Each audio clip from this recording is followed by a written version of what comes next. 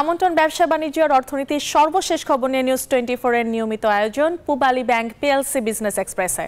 সাথে আছে আমি পিঙ্কি সানোর। এতক্ষণ দেখছিলেন সংবাদ শিরোনাম, এবার বিস্তারিত। টানা 10 দিন পর চালু হলো মোবাইল ইন্টারনেট। রোববার বিকেল থেকে ইন্টারনেট সেবা পাচ্ছেন গ্রাহকরা।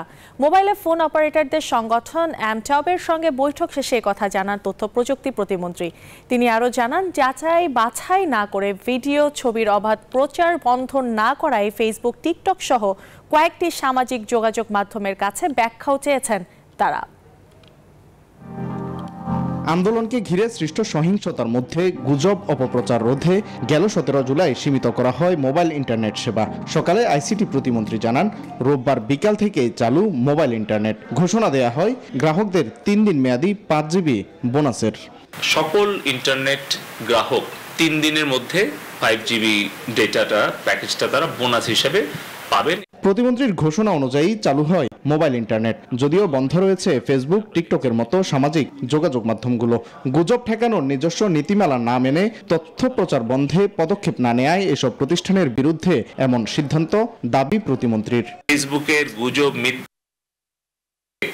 যখন উস্কানি দেওয়া হয় তার প্রেক্ষিতে কিন্তু তার বেশ কয়েক ঘন্টা পর আরো 5 জনের মৃত্যু হয়। তাহলে আমরা বলেছি যে এই মৃত্যুর দায় কি ফেসবুক এড়াতে পারে? এই সকল উত্তর দেওয়ার জন্য আমরা 31 জুলাই আমরা এই সোশ্যাল মিডিয়া প্ল্যাটফর্মগুলোকে ব্যাখ্যা দেওয়ার জন্য আমরা অনুরোধ করেছি।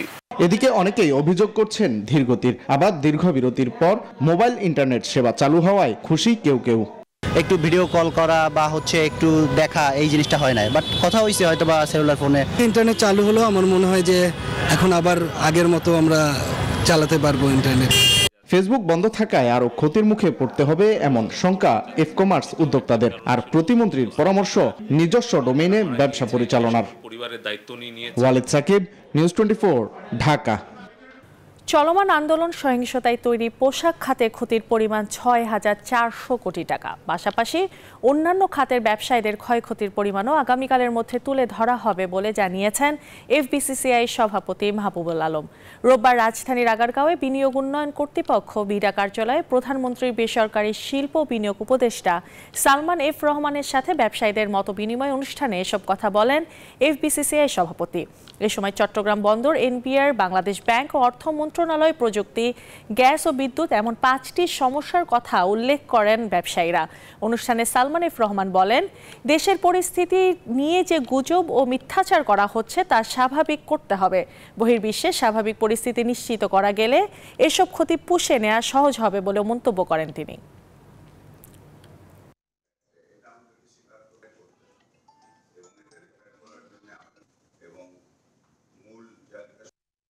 অ্যাসেসমেন্ট করার জন্য এটা বিজিএমই, বিকেএমই, বিটিএমই বিভিন্ন সেক্টর তারা কাজ করতেছে। ইনশাল্লাহ আজকের মধ্যে হয়তো আমরা এটা পেয়ে যাব এবং আগামীকাল ক্যাবিনেট মিটিংয়ে এটা দেওয়ার জন্য 2-1 দিনের মধ্যে আমরা এটা দেওয়ার চেষ্টা করতেছি। ইনশাল্লাহ দেওয়া হবে। বাইরে একটা ইমেজ নিয়ে যে আমাদের সমস্যাটা হয়েছে এটাকে আমাদের রিপেয়ার করতে হবে এবং এটার জন্য আমরা সব থেকে গুরুত্বপূর্ণ কাজ যেটা হইলো, আমরা যাই করি না করি, প্রথম হলো আমাদেরকে নরমালসিটা ফেরত আনতে হবে। কোটা আন্দোলনে যে সহিংসতা হয়েছে তা পূর্ব পরিকল্পিত বলে মন্তব্য করেছেন পরিকল্পনা মন্ত্রী আব্দুস সালাম। সকালে কোটা আন্দোলনকে ঘিরে দুর্বৃত্তদের আগুনে ক্ষতিগ্রস্ত সেতু ভবন, এলিভেটেড এক্সপ্রেসওয়ের টোল প্লাজা ও বিআরটিএর প্রধান কার্যালয় সরেজমিনে পরিদর্শনে গিয়ে মন্তব্য করেন তিনি। মন্ত্রীর দাবি, এসব অবকাঠামোতে ক্ষতি হয়েছে অন্তত 400 কোটি টাকা। তিনি আরও বলেন, যারা এই সহিংসতা করেছে তারা অবশ্যই প্রশিক্ষিত, তাদের কখনো দেশের প্রতি ভালোবাসা থাকতে পারে না। পূবালী ব্যাংক পিএলসি বিজনেস এক্সপ্রেসে নিচ্ছে একটি বিরতির সাথে থাকুন।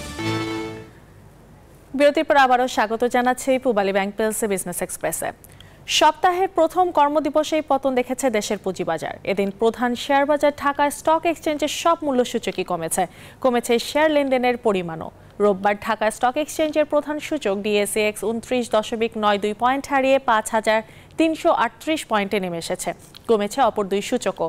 দিনভর এক্সচেঞ্জটিতে 488 কোটি 38 লাখ টাকার শেয়ার ও ইউনিট হাত বদল হয়েছে। এদিন লেনদেনে অংশ নেওয়া কোম্পানিগুলোর মধ্যে 261টিরই শেয়ার দর কমেছে, বেড়েছে মাত্র 88টির। অপরিবর্তিত ছিল বাকি 43টি প্রতিষ্ঠানের শেয়ারের দাম। অপরদিকে চট্টগ্রামের স্টক এক্সচেঞ্জের লেনদেন হয়েছে 14 কোটি 87 লাখ টাকার শেয়ার। এবারে জনপদের শিল্প বাণিজ্যের খবর। 3 দফা বন্যা ও দেশে চলমান অস্থিরতায় বিপর্যস্ত সিলেটের পর্যটন খাত। সংশ্লিষ্টরা বলছেন শুধু পর্যটন খাতেই ক্ষতি হয়েছে 500 কোটি টাকার বেশি।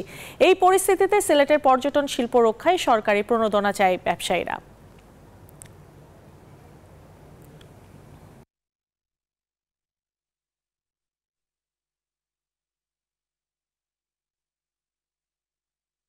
এবারে বিশ্ব বাণিজ্য। গ্রাহকদের বড় ধরনের প্রতিস্থাপন সুবিধা দিচ্ছে জাপানি কোম্পানি টয়োটা। 1 লাখের বেশি পিকআপ ও স্পোর্টস ইউটিলিটি ভেহিকেল নতুন ইঞ্জিন লাগিয়ে দিচ্ছে অটো জায়ান্ট। গেল মাসের শুরুর দিকে ইঞ্জিনের সমস্যা দূর করতে প্রায় 1 লাখ তুন্দ্রা পিকআপ ও 3,500 লেক্সাস লাক্সারি এসইউভি ফিরিয়ে নিয়েছিল কোম্পানিটি। মূলত ওইসব বাহনে ইঞ্জিনের শক্তি ক্ষয়ের সমস্যা খুঁজে পাওয়া গিয়েছিল। সেই সমস্যা দূরীকরণের পদক্ষেপ হিসেবে 1,03,500 বড় ট্রাক ও এসইউভির ইঞ্জিন বদলে দিচ্ছে তারা। তবে উৎপাদন প্রক্রিয়ার সময় এসব গাড়িতে সমস্যার সূত্রপাত হতে পারে বলে ধারণা করা হচ্ছে।